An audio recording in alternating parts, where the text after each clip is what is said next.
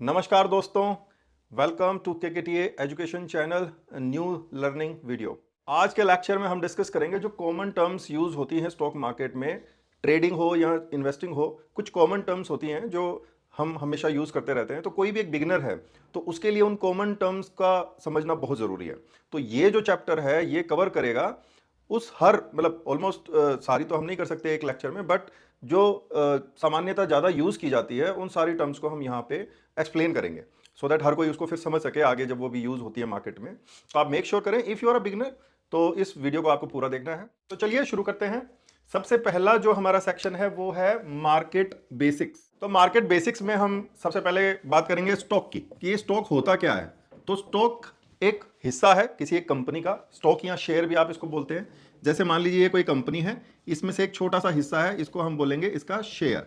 अगर आप किसी कंपनी के अंदर पार्टनरशिप करना चाहते हैं तो आप उसका वो शेयर बाई कर लेते हैं और आप उसके ऑफिशियली पार्टनर बन जाते हैं। तो ये जो स्टॉक्स होते हैं इनको बाई और सेल हम कहाँ करते हैं, उसको हम क्या बोलते हैं, स्टॉक एक्सचेंज। इंडिया में कौन कौन सा स्टॉक एक्सचेंज है, एनएसई और बीएसई मेन यही है, ठीक है। उसके अलावा जो भी छोटे छोटे हैं उनको हमारे को ध्यान देने का जरूरत नहीं है क्योंकि यहीं पे सबसे ज्यादा वॉल्यूम ट्रेड होता है। एक कॉमन टर्म है जो आपने सुना होगा वो है आईपीओ, मतलब initial public offering.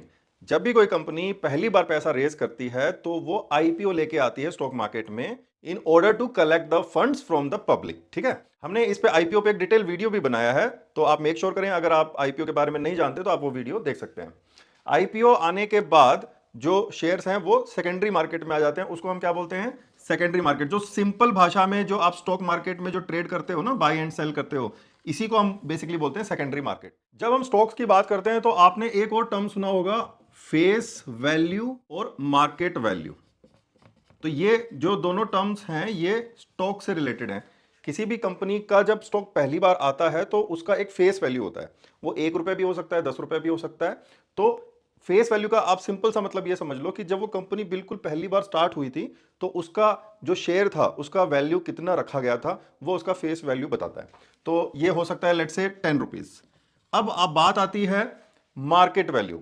Market value का मतलब है कि करंट वैल्यू कितनी है। तो करंट वैल्यू ऑब्वियसली वो जो भी अब स्टॉक मार्केट पे ट्रेड हो रहा है स्टॉक, उसकी जो भी अभी जो करंट प्राइस है उसको उसके हिसाब से उसका हम बोलते हैं कि मार्केट वैल्यू इतना है। जैसे फॉर एग्जांपल वही कोई स्टॉक है जो अभी 500 रुपए पे ट्रेड हो रहा है तो उसकी जो मार्केट वैल्यू है वो 500 रुपए है, बट उसकी जो फेस वैल्यू है वो 10 रुपीज है।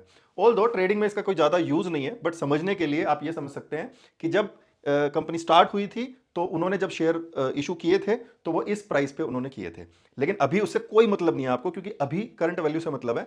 तो आप हमेशा मार्केट वैल्यू पे नजर रखेंगे।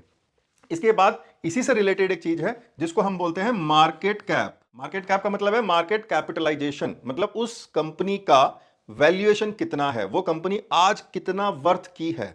तो ये कैसे कैलकुलेट होता है, ये नंबर ऑफ शेयर्स, मतलब उस कंपनी के कितने शेयर्स हैं, मल्टीप्लाई बाय उसका क्या मार्केट वैल्यू है या फिर उसका जो भी करंट प्राइस है वो।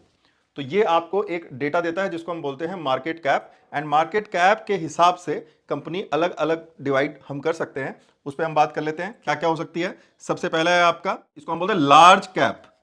लार्ज कैप का मतलब बड़ी कंपनियां, या फिर आप इसको अगर हम इंसानों के उसमें बताऊं तो बड़ा इंसान, मतलब अबाउट 25 ईयर्स ओल्ड की हम बात कर रहे हैं कि वो अब बड़ा हो चुका है। तो ये लार्ज कंपनियां हैं। तो ये यहां पे आपको क्या मिलेगा, स्टेबिलिटी मिलेगी, सेफ्टी मिलेगी, लेकिन अब थोड़ा ग्रोथ स्लो हो जाएगा क्योंकि अब वो बड़ा हो चुका है।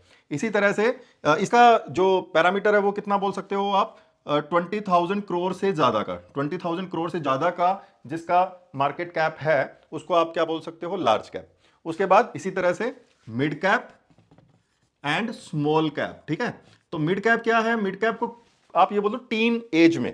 टीन एज मतलब जैसे ये होता है ना 12-13 साल का टाइप का टीन एज। तो ये टीन एज कंपनियां मतलब थोड़ा मिड सेगमेंट की कंपनियां हैं। तो इनको आप क्या बोलोगे, 5K टू 20K के मार्केट कैप, 5,000 करोड़ से 20,000 करोड़ के मार्केट कैप में जो कंपनियां आती हैं उसको हमने बोल दिया mid cap. And small cap, छोटे बच्चे, बिल्कुल छोटे बच्चे, मतलब बिल्कुल छोटी छोटी कंपनियां।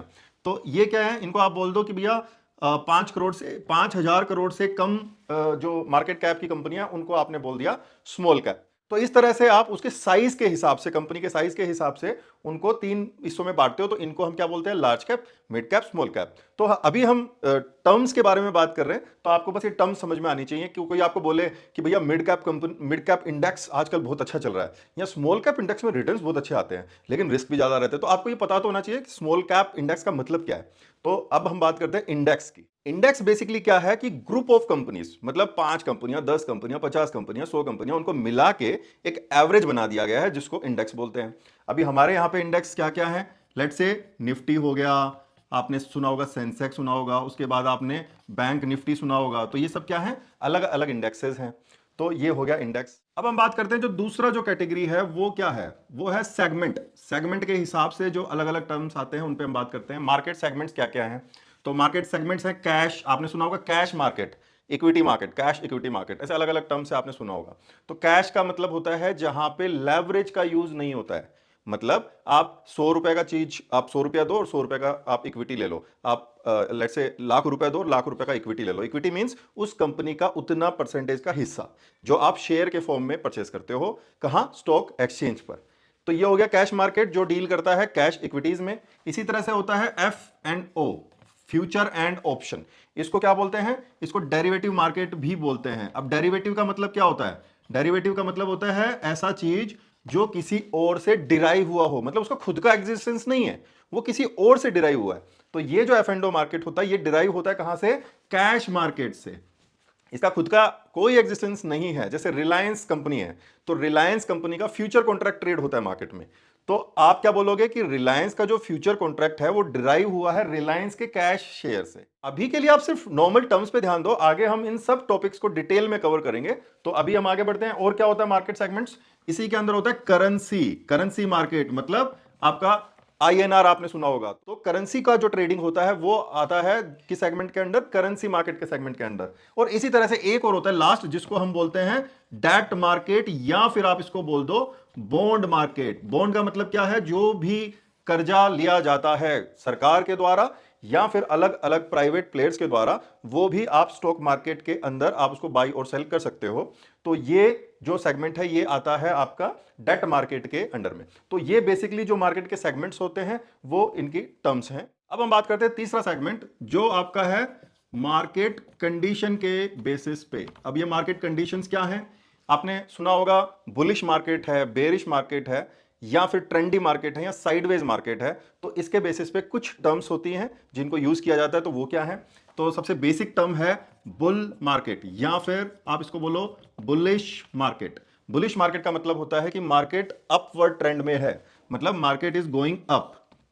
तो हर किसी इन्वेस्टर्स के लिए ऐसा मार्केट सबसे पसंदीदा मार्केट होता है। कोई भी इन्वेस्टर ऐसे मार्केट में पार्टिसिपेट करना चाहता है। क्यों? क्योंकि यहां पे प्राइसेस बढ़ रहे होते हैं, मतलब जो उसका इन्वेस्टमेंट है वो ग्रो हो रहा होता है। तो ये हो गया बुलिश मार्केट। अब है सेकंड इज इसका उल्टा, मतलब बेयर मार्केट, जिसको आप क्या बोलते हो? बेयरिश मार्केट भी बोल सकते हो। इसके अंदर ट्रेंड का डायरेक्शन क्या होता है? डाउनवर्ड होता है। इसके अंदर अपवर्ड, इसके अंदर डाउनवर्ड।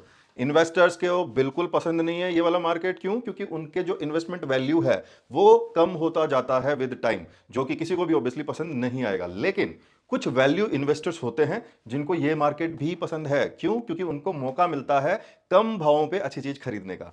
तो ये हो गया bull market and bear market. इसी तरह से एक और कंडीशन होती है मार्केट में जिसको हम बोलते हैं साइडवेज मार्केट, या फिर इसको आप बोलते हैं रेंज बाउंड मार्केट। अब यहां पे एक टर्म का नाम आया जो है रेंज। रेंज का मतलब है कि मार्केट ना ऊपर जा रहा है ना नीचे जा रहा है, वो एक रेंज में स्टक हो गया है। तो इसको आप कैसे डिनोट कर सकते हो? एक रेंज से डिनोट कर सकते हो, और मार्केट बस इसी के अंदर होवर कर रहा है। तो ये वाली कंडीशन इन्वेस्टर्स को कैसी लगेगी? बिल्कुल अच्छी नहीं लगेगी। क्यों? क्योंकि टाइम निकल रहा है बट उनका इन्वेस्टमेंट ग्रो ही नहीं कर रहा है। और यस, यहां पे कुछ ऑप्शन स्ट्रैटेजीज होती हैं जो इन इन कंडीशन में भी पैसा बनाती हैं। ये हम आगे के चैप्टर में डिटेल में पढ़ेंगे। तो अभी के लिए मार्केट कंडीशन में बुलिश, बेयरिश एंड साइडवेज, ये आपको समझ में आ गया होगा। मार्केट कंडीशंस में ही कुछ टर्म्स और हम बात कर सकते हैं, जैसे कि एक काफी वेल नोन टर्म है जिसको हम बोलते हैं ऑल टाइम हाई या फिर ऑल टाइम लो। ठीक है, आप इसको शॉर्ट में ऐसा भी देख सकते हैं जगह जगह, ATH और ATL। ATH का मतलब है आज तक का सबसे हाईएस्ट पॉइंट। कोई कंपनी है जो लेट से 20 साल पहले लिस्ट हुई थी, उसके बाद से वो कंपनी अपना अच्छा करती रही, उसके शेयर के प्राइसेस बढ़ते रहे, आज वो अपने ऑल टाइम हाई पे ट्रेड कर रही है। इसी तरह से कोई एक कंपनी बहुत खराब थी तो वो आज अपने ऑल टाइम लो पे काम कर रही है। तो ये जो टर्म है, आपको हमेशा किस पे ध्यान रखना है? ऑल टाइम हाई पे। ऑल टाइम लो से आपको दूर रहना है, क्योंकि ऑल टाइम लो पे कौन होता है? जो अच्छा परफॉर्म नहीं कर रहा वो होता है, एंड अच्छा परफॉर्म नहीं कर रहा उस पर आप क्यों बैट करना चाहते हैं? तो हमेशा याद रखना ऑल टाइम हाई। इसी तरह से एक और टर्म है जिसको हम बोलते हैं 52 वीक हाई या फिर लो। तो ये भी बड़ा इंपॉर्टेंट टर्म है। जो लोग शॉर्ट टर्म ट्रेडिंग करते हैं उनको शॉर्ट टर्म ट्रेडिंग अपॉर्चुनिटीज ढूंढने के लिए 52 वीक हाई एंड लो का भी बहुत ज्यादा इंपॉर्टेंस होता है।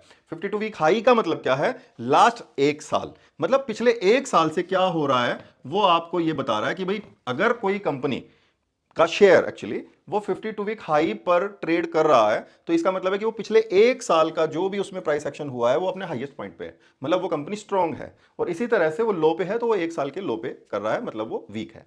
तो ये आपका हो गया मार्केट कंडीशन के हिसाब से टर्म्स। कॉमन टर्म्स में जो चौथा सेगमेंट है वो है ट्रेडिंग के बेसिस पे। ठीक है, तो ट्रेडिंग के बेसिस पे क्या क्या टर्म्स होती हैं उस पर डिस्कस कर लेते हैं। तो इसमें सबसे पहला होता है लॉन्ग पोजिशन। अब ये लॉन्ग पोजीशन क्या बोला है? लॉन्ग पोजीशन का मतलब होता है buy first and sell later. मतलब आप पहले बाई कर रहे हो, आपको लग रहा है कि कोई चीज का प्राइस, कोई मतलब कोई जो भी इंस्ट्रूमेंट आप ट्रेड या इन्वेस्ट कर रहे हो, इन्वेस्टिंग में तो हमेशा बाई फर्स्ट ही होता है, बट ट्रेडिंग में कभी कभी सेल फर्स्ट भी होता है, उस पर हम बात करेंगे। तो अभी लॉन्ग पोजीशन का मतलब आपको समझना है कि आप ट्रेडिंग कर रहे हो तो आपको ऐसा लग रहा है कि वो जो भी इंस्ट्रूमेंट है उसका प्राइस ऊपर जाएगा, तो आप क्या करोगे? पहले बाई कर लोगे यहां पे और ऊपर जाके सेल कर दोगे, तो ये जो बीच में आया ये आपका प्रॉफिट हो गया। तो ये क्या हो गया? इसका मतलब लॉन्ग पोजीशन। कभी कभी आपने सुना होगा ना कि मैं निफ्टी में लॉन्ग हूं या मैं रिलायंस में लॉन्ग हूं। तो लॉन्ग का मतलब हमेशा समझना ना कि उसका बंदे का जो व्यू है वो ऊपर का है कि भाई मार्केट ऊपर जाएगा, इसलिए उसने लॉन्ग पोजीशन क्रिएट कर रखा है। तो लॉन्ग पोजीशन इज क्लियर। अब सेकंड है शॉर्ट पोजीशन। शॉर्ट पोजीशन में क्या होता है? स्टॉक मार्केट आपको एक ऐसी सहूलियत देता है कि यहां पे आपको हमेशा बाई करने का जरूरत नहीं है। कभी कभी अगर आपको ऐसा लगता है कि कोई इंस्ट्रूमेंट है उसका भाव नीचे जाने वाला है तो आप सेल भी पहले कर सकते हैं। तो यहां पे क्या होता है? सेल फर्स्ट एंड उसके बाद जैसे यहां पे आप सेल कर दो और जब नीचे आएगा तो आप उसको बाय कर लो, एंड ये जो बीच का आएगा ये आपका प्रॉफिट हुआ। तो ये एक स्टॉक मार्केट में मिलने वाली सुविधा है। इंट्राडे आप इक्विटीज में सेल भी कर सकते हैं, लेकिन अगर आपको ओवरनाइट रखना है तो उसके लिए आप डेरिवेटिव्स का यूज करते हो, फ्यूचर एंड ऑप्शंस का, जो हम डिटेल में आराम से आगे के चैप्टर्स में पढ़ेंगे। उसके बाद थर्ड एक जो टर्म है जो आप सुनोगे वो है स्क्वायर ऑफ। स्क्वायर ऑफ का मतलब क्या होता है? कि अपनी पोजीशन को बंद कर देना। तो जैसे आप एक एग्जांपल के लिए आपने 10 शेयर रिलायंस का बाई किया है, तो आपका पोजीशन क्या हो जाएगा? Plus 10 shares of Reliance. ठीक है, दिस इज योर पोजीशन। अब ये कौन सा पोजीशन है? लॉन्ग पोजीशन है। अब अगर आप ये शेयर्स को बेचते हो, फॉर एग्जांपल आपका प्राइस बढ़ गया है एंड आप अपना प्रॉफिट बुक करना चाहते हो, तो आप क्या करोगे? इनको बेच दोगे।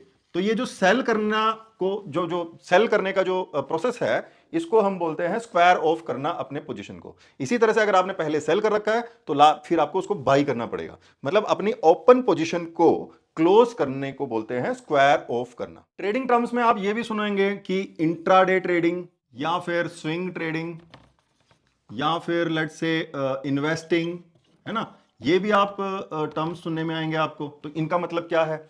इंट्राडे ट्रेडिंग का मतलब होता है कि दिन का दिन में काम करना। मैंने आज ही दिन में कोई चीज को बाई किया, उसको मैंने दिन में ही स्क्वायर ऑफ कर दिया है, मतलब उसको सेल भी कर दिया है, तो मेरा जो पूरा सौदा है वो कंप्लीट हो गया है इंट्राडे में।